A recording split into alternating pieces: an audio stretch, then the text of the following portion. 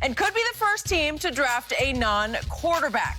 Kyle Pitts, he's widely regarded as the best player after any quarterback, as we've been talking about, and he should be available for Atlanta. But there are reports that the Falcons could be interested in drafting the heir apparent to Matt Ryan. So, Shannon, should the Falcons take a quarterback or Kyle Pitts? Yep, this is tough. It's a tough one. I agree. Do we take Matt Ryan's replacement, who could be the local kid in Justin Fields? Could be. I'm pretty sure he's going to be there. Do we take Kyle Pitts, who we believe is a transcendent tight end? Yep. Or do we trade out of that and accumulate more picks? You will have offers. Yes, you absolutely. That is a very tough decision. Now, it seems to me when they restructured Matt Ryan's contract, it made the next 2 years of them getting off him virtually impossible, Skip. I don't know if you're going to do a $40 million cap hit. Now, hey, we just saw Philly get off of Carson Wentz, and we saw the Rams, and they take 20 plus $30 million cap hit. So to say they can't do it, because the cap is going to go up, Skip. The cap is 189 this year. In 3 years, the cap's going to be $250 million. Let's just call it what it is, because the new money kicks in. And so you know what they got, so that's where the cap's headed. So it'll make it a more digestible. Julio Jones is the unknown, Skip.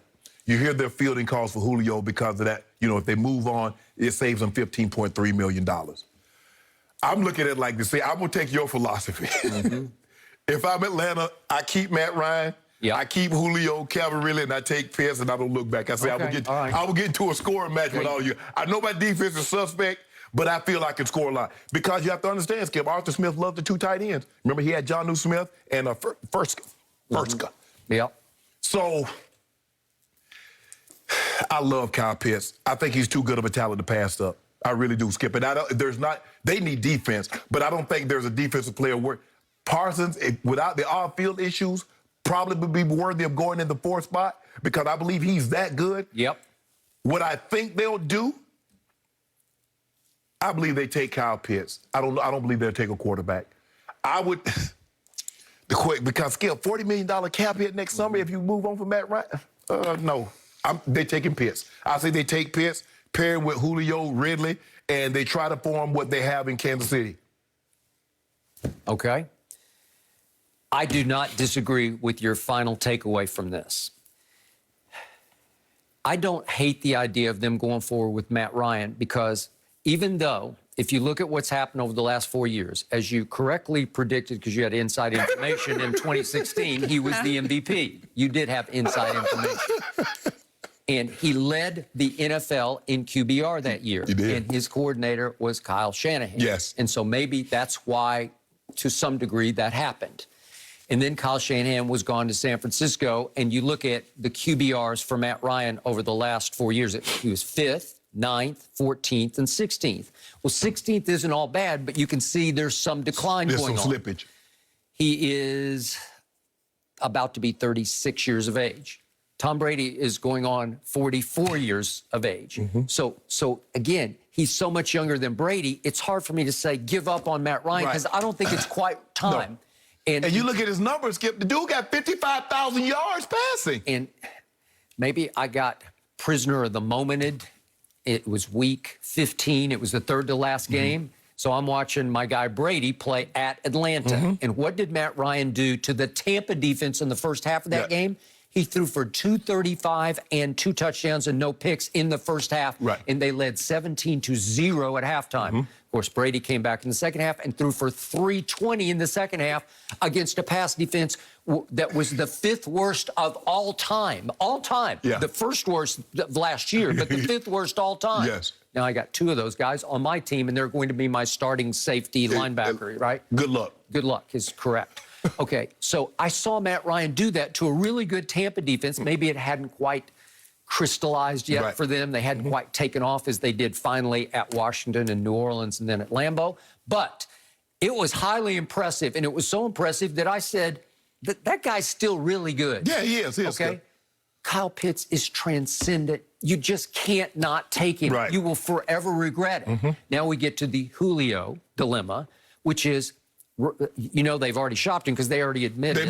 Terry Fontenot said, yeah, we're accepting calls. We're listening to calls. Okay, so they know what's on the board. Is it possible, because I wouldn't doubt this, that somebody has offered them a first-round pick to swap play, Hell, if I'm the Ravens, I'd give up one of them first-round picks I got for him. Well, would you? Hell yeah. 'Cause they're at 27 and 31. 27 and 31. Okay, Yeah. 27 and 31. Yeah. Would you give number 27 for Julio? Hell yeah. You know what? I would too. Okay, so if you're Atlanta, we're talking about strengthening and strength. I would still love their firepower if they kept Julio. But man, if you could get another, you could pick whatever's the defense's the side of the ball. It's loaded in the draft. Right. So you could get a really good player. You could get an instant starter with the 27th overall pick on your defense, right? Could I trade? The question is, how far could I trade back and still get a top-flight defensive player? Trade back from 4? From 4. Oh, and not take Kyle Pitts. Right.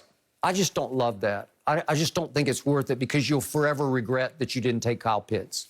So in other words, you're saying, I don't like the idea of trading Julio because I still think Julio got great football left in him. So I wouldn't trade Julio. I agree with you. I would keep Julio, pair him with Ridley and Kyle Pitts. See what we can do here. We're going to have, we're going to have to outscore people. Okay. You know that. Arthur Smith, you understand that. Arthur Smith likes to run the football too, but Skip, I don't really know if they got the running back to kind of run this. He don't have a Derrick Henry. I'm sorry. Doesn't have Derrick Henry. So you're going to have to, generate moving the football through passing it with your quarterback. Okay, so Julio is 32 years of age. Yes.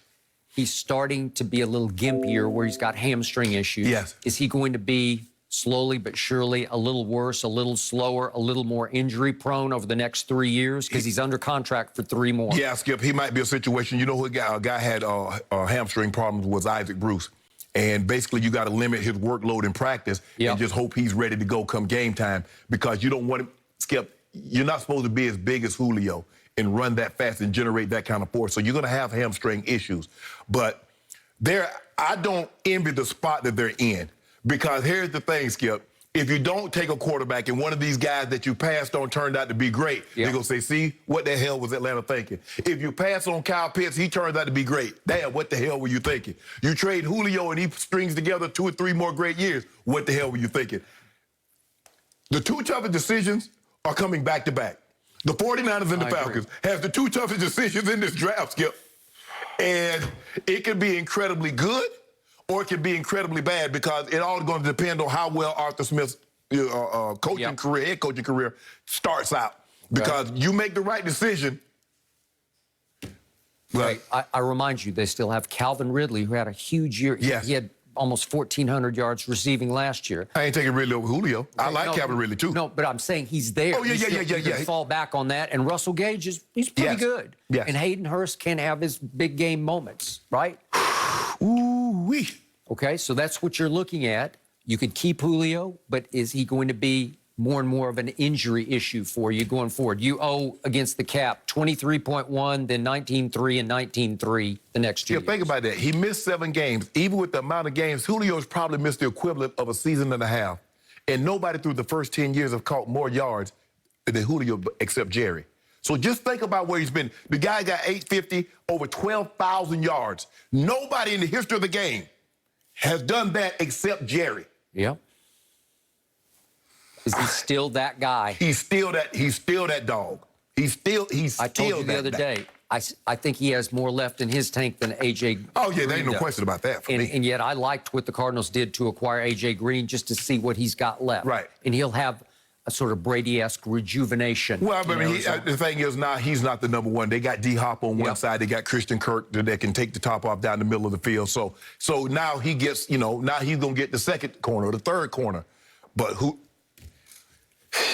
I don't envy. See, I like being a coach when everything's already made for me, Skip. I don't like to have to make these decisions. You know, the more I think about it, what you said, strengthen your strength. Take Kyle Pitts, keep Julio. Yes. Hope that he stays somewhat injury-free. And now you have an explosive offense. Oh, yeah. And you would hope that Kyle Pitts would re-inspire